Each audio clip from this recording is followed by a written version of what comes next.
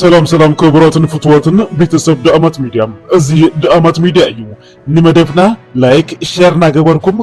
كتاتلو انا عدمنا نزي كانل حدش زغنكم دمام سابسكرايب انا قبركم بيتسبنا كنم نلومي وانا وزبلنا يوم حابري تتحيزنا لكم مسئنا لنا كساب فلسامة مدب مسانا هزانعو نعدم فلما جن انقوى نبقى الحدش عامت فرنجي عسران شديشتن أبزحكم أبزحنم روحوس حدش عامت نمنم نهزبناون كابت زلو وسقين مكران أوصيوم سلامن رهوان زخوانلوم ناب مربوطو تماريسو هيواتو بسلام زمرحلو زمن كخوون سناي تمريتنام نقلز نافتي فلا ما يحابريتام كنحلف أبلعلي حزب تግራይ ዝበፅሐ ጆኖሳይድ 76 ሚኢታዊ ብሻዕብያ 24 ድማ በፋኖ ከም ዝተፈጸመም ኣይተ ጌታቸው ረዳ ኣፍሊጡ ሚኒስትሪ ኣማኻሪ ጉዳያት ምብራቅ ኣፍሪካን ፕሬዚደንት ውድብ ስምረትን ዝኾነ ኣይተ ጌታቸው ረዳ ነዚ ዝገለጹ ኣብ ኤንቢሲ ኢትዮጵያ ቴሌቪዥን መደብ ጊዜ ግስ ቀሪቦም ኣብዝሃብዎም ቃለ መሕተት እዩ ኣይተ ጌታቸው መንግስቲ ኤርትራ ኣብ ልዕሊ ህዝቢ ትግራይ ዝፈጸሞ ጽንተት ትሉም ብዝኾነ መንገዲ ምንባሩ ድሕሪ ምዝኽኻር እቲ ስርዓት ናይ ኩናት ገበራት ብምፍጻሙ ድማ ኣብ ቅድሚ ሕጊ ክዳነ ይግብኦም ኢሎም ኣለዉ ኣብ ልዕሊ ህዝቢ ትግራይ ዝበፅሐ ጆኖሳይድ 76 ሚኢታዊ ብሻዕብያ ዝተፈጸመ እንትኸውን 24 ሚኢታዊ ድማ ብፋኖ ጽንተት ከም ዝተፈጸመ ኣብቲ ቃለ መሕተት ገሊጾም ኣለዉ ሰራዊት ኤርትራ ናብ ትግራይ ኣብ ዝኣተወሉ እዋን 30 ዓመት ንድሕሪት መሊስኹምና ኢኹም ንሕና ድማ 40 ዓመት ንድሕሪት ከንምልሰኩም ኢና እናበለ ዝኸኣሉ ኩሉ ወሲዱ እቲ ዝተረፈ ድማ ኣውዲምዎ ብምኻዱ ኣብ ኢንዳስትሪ ትግራይ ገዚፍ በደል ከም ዘብፅሐ ኣዘኻኺሮም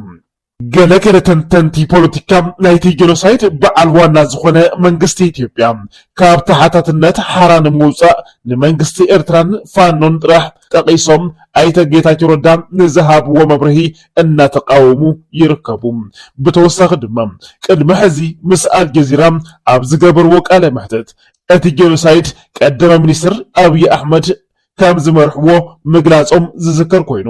ሕዚ ብዘለዎም ናይ ኣማኻሪ ሚኒስትርነት ቦታ ተጠቂሙ መንግስቲ ኢትዮጵያ ብጽንተት ተጋሩ ንኸይሕተት ከውሊ ንክኾኖም መፍታኑ ጉጉይ መንገዲ ምዃኑ ተዓዘብቲ ይገልጹ ፍትወትን ክቡራትን ቤተሰብና ናብ ዝቕጽል ሓበሬታ ክንሓልፍ ውድብ ሕወሓት ህጹጽ መግለጺ ኣውፅኢሎም ኣብ ልዕሊ መንግስቲ ኢትዮጵያ ድማ ማዕቐብ ክግበር ጸዊዕሎም መንግስቲ ፌደራል ስምምዕ ፕሪቶሪያ ብምጥሓስ ኣብ ትግራይ ኣብ ልዕሊ ተመዛበልቲ ዝተጠናኸረ ጅምላዊ ጥሜት ክቐጽል ይገብረሎም ህጹጽ ጻውዒት ንህጹጽ ሰብኣዊ ምትእትታው ብዝብል ኣቦ መንበር ውድብ ሕወሓት ዶክተር ደብረጽዮን ገብረ ሚካኤል ናብ ኣቦ መንበር ኮሚሽን ሕብረት ኣፍሪካ ማሕሙድ ዓሊ ዩሱፍ ኣብ ዝለኣኽዎም ቁሉዕ ደብዳበ ኣብ ትግራይ ኣብ ልዕሊ ተመዛበልቲ ኮነ ኢልካ ዝፍጸም ዘሎ ጥሜት ህጹጽ ኣቓልቦም ዝጠልብ እዩ ኢሎም ኣለዉ ኣብ ትግራይ ዝርከባ ማእኸላት መዕቆቢ ተመዛበልቲ ሕጻጽ ሽረ ዓድዋ ዓብዪ ዓዲ ዓዲግራት መቐለን ወዘተ ብኣማእታ ሽሓት ዝቁፀሩ ሰባት ራብዓይ ዓንቀጽ ስምምዕ ፕሪቶሪያ ብዝጥሕስ ስርዓታዊ ጥሜት የጋጥሞም ኣሎ ኢሎም ኣቦ ወንበር ህዝባዊ ወያነ ሓርነት ትግራይ ዶክተር ደብረጽዮን ገብረ ሚካኤል ብጥሜት ኣካሎም ማሲኑን ተዳኺሙን ዓጽሚ ዝተረፉ ወገናት ግቡእ ሕክምና ዝተሓረሞም ቁስሎም እውን ኣደዳ ጽንጽያ ዝተቃልዑ ዜጋታት ብዙሓት ምዃኖምን ከም ሳዕብዮኑ ድማ ህፃናት ብዕሸሎም ኣረጋውያን በብሰሙኑ ህይወቶም ይስእኑ ከም ዘለውን እዚ ድማ ኣብ ስምምዕ ፕሪቶሪያ ዓንቀጽ 4 ንዝሰፈረ ነጥቢ ዝጠሓሰ ምዃኑ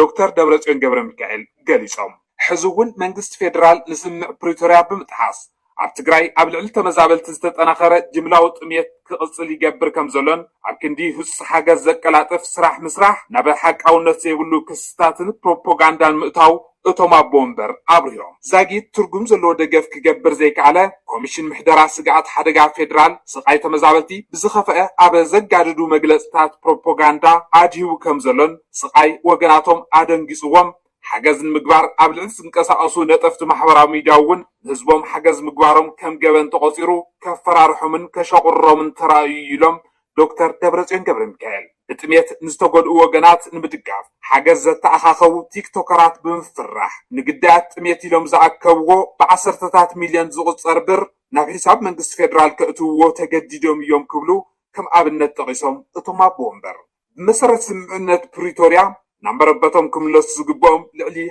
1 مليون وجنات حزون أبا كبيت أجمير كوزولو أبومبر ودحو واحد دكتور دبرتين قبل مكال نسمع أبا مختام من قنيات زنور أكلات بغلطفن فليع قلبهم كريوغو صويعهم دكتور دبرتين قبل مكال أبدب دابيهم سوى حجز تبصحنت كله وداي زوها حجزن تبصحنتون زملكت ناس أمر مراك كايد من قص فيدرال زكايد زلو قدم متخاب جنزب زيقاتات ويدما دياسبورا تبقسو حجزات جبناو مجبار كبك زواو تحتات نتكرجاجزن بدمرو سمع بريتوريا بمنت متجبار قلتف سجمتات موساد عدلاي مخانو أسميرملو TDF كبيد سجمتي وسيدلهم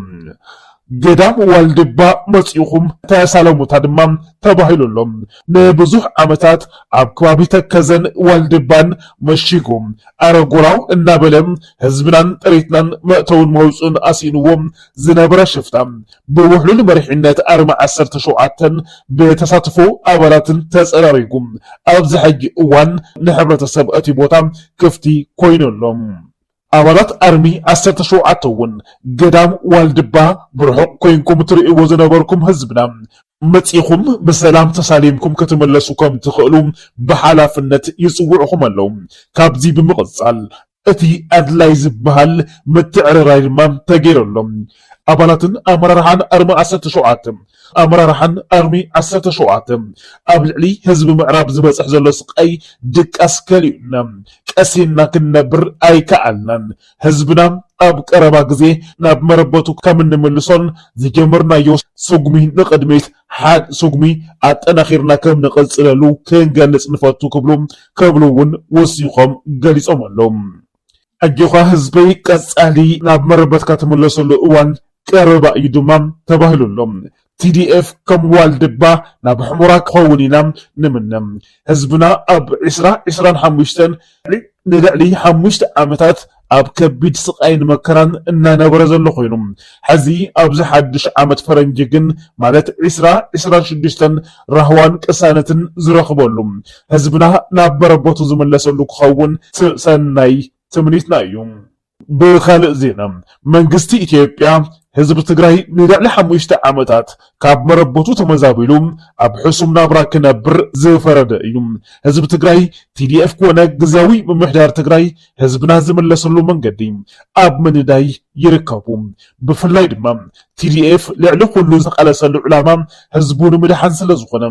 ህዝቡ ከድሕን ናብ መረበቱ ክምለስ ድቃስ ሲኖሎም መንግስቲ ኢትዮጵያ ድማ ውዕሊ ፕሪቶሪያ እናጠሓሶ ይርከብ بزي مسرت معرب تግራይ مبقس وق تግራይን ኢትዮጵያን ከምኡውን ቀርነ አፍሪካን ምዃኑ ዝተርፍ ኣይመስልን ምክንያቱ معرب تግራይ ሳምባ ተጋሩ እያ ናይ አብይ አሕመድ ጎረሮ ድማ እያ ናይ አብይ አሕመድ ጎረሮ ድማ እያ ናይ ቀርነ አፍሪካ ውጥጥ ድማ ኣብ معرب تግራይ ብዝውላዕ ኩናት ድሌተን የፈጽመም ስለዚህ ምዕራብ ትግራይ በቀሊል መንገድ ዘይመጽእ ምዃኑ ተረዲና ተጋሩ ክንሰርሖ ዝግባእ ስራሕ ክንሰርሕ ይግባእ ዝብል መልእኽቲ ክንሓልፍ እንደሊ ሓዱሽ ነገር ካብ ብሔራዊ ባንኪ ኢትዮጵያ ተሰሚዑሎም ሃገራዊ ባንኪ ኢትዮጵያ ኣብዚ ቀረባ እዋን ኣብ ዝገበሮ ሰፊሕ ናይ ማክሮ ኢኮኖሚ መምሕያሻት ብዛዕባ ዕቋርን ወለድን ዝምልከቱ ኣገደስቲ ውሳነታትን መምርሕታትን ኣመሓላሊፉሎም እቶም ቀንዲ ነጥብታት እዞም ዝስዕቡ እዮም ቀዳማይ ሓዱሽ ስራሕ መምርሒ ፖሊሲ ሃገራዊ ባንኪ ካብቲ ዝነበሮም ናይ ቀጥታ ቁፅፅር ብምውፃእ ናብ ዕዳጋ ዝመርሖ ማርኬት ቤዝድ ናይ ወለድ ስርዓት ይሳገረሎም ነዚ ንምትግባር ድማ ንፈለማ እዋን ናይ ሃገራዊ ባንኪ መጠን ወለድ ዘተኣታተው ኮይኖም እዚ ድማ ሕዚ 15% ኮይኖሎም እዚ መጠን እዚ ባንክታት ንዓማዊልን ዝህብኦም ናይ ዕቋርን ልቕሓን መጠን ወለድ ንክውስና መልዕሊ ይኾነን። ካልኣይ ናይ ዕቋር መጠን ወለድ ምውሳኽ ባንክታት ዓማዊል ገንዘቦም ኣብ ባንኪ ንክቕምጡ ንምትብባዕ ናይ ዕቋር መጠን ወለድ ንክውስኑ ይግደዱ ኣለዉ። እዚ ድማ ዓማዊል ገንዘቦም ብናህር ዋጋ ማለት ኢንፍሌሽን ከይብላዕ ንምክልኻል ዝዓለመ እዩ። ናይ ቁጠባ ባህሪ ምዕባይ ሃገራዊ ባንኪ ሰባት ገንዘቦም ካብ ኣብ ኢዶም መሓዝ ወይ ኣብ ዘይንቀሳቐስ ንብረት ካብ ምውዓል ናብ ባንኪ ከምጽዎም ብርቱዕ ወፍሪ እናገበረ ይርከብ። ሳልሳይ ቁፅፅር ናህር ዋጋ ዕቋር ትርጉም ዝህልዎ ናህር ዋጋ ወይ ናይ ሸቐጣት ዋጋ ክረጋጋዕ እንተሎ ጥራሕ ስለ ዝኾነ ሃገራዊ ባንኪ ነዞም ዝስዕቡ ስጉምትታት ይወስደሎም። ናይ ልቃሕ ደረት ባንክታት ዝህብዎ ናይ ልቃሕ መጠን ብምድራት ኣብ ዕዳጋ ዘሎ በዝሒ ገንዘብ ንምቁፅፃር ይፍተነሎም። መንግስታዊ ልቃሕ ምጉዳል መንግስቲ ካብ ሃገራዊ ባንኪ ዝልቅሖ ገንዘብ ብምቕናስ ዋጋ ብር ንኸሕይል ይስራሐሎም። ረብዓይ ናይ ወፃኢ ሸርፊ ምምሕያሽ እቲ ዝዓበየ ለውጢ ናይ ወፃኢ ሸርፊ ብዕዳጋ ንክውሰን ምግባሩ እዩ። እዚ ድማ እቶም ብናይ ወፃኢ ሸርፊ ዝንቀሳቐሱ ሰባት ወይ ትካላት ብትኽክለኛ ናይ ዕዳጋ ዋጋ ንኸሽርፉን ንክጥቀሙን ዕድል ሂቡሎም። ብሓፈሽኡ ሃገራዊ ባንኪ ኢትዮጵያ ኣብዚ ሕዚ እዋን ዝኸተሎ ዘሎ ፖሊሲ ዓማዊል ኣብ ባንኪ ብምዕቋር ዝሓሸ ወለድ ንኽረኽቡን እቲ ገንዘብ ድማ ንልምዓት ሃገር ንኽውዕልን ዝዓለመ እዩ ተባሂሉሎም። ይኹን እምበር እቲ ናይ ዋጋ ናህሪ ወይ ኢንፍሌሽን ልዑል ስለ ዝኾነ እቲ ዝወሃብ ወለድ ምስ ናህሪ ክመጣጠን ከም ዘለዎ ድማ ብዙሓት ክኢላታት ይከራኸሩ ኣለዉ። ፍትዋትን ክቡራትን ቤተሰብና ብቐጻሊ ብኻሊእ ሓበሬታ ክንረኸብ ኢና። ክሳብ ሽዑ ግን ሰላምን ጥዕናን እናተመንና ንህዝብና ድማ እዚ ሓድሽ ዓመት 2026 ናይ ረህዋን ቅሳነትን ዘመን ክኾነሉ ሰናይ ትምኒትና ንገለጽ። ርሑስ ሓድሽ ዓመት።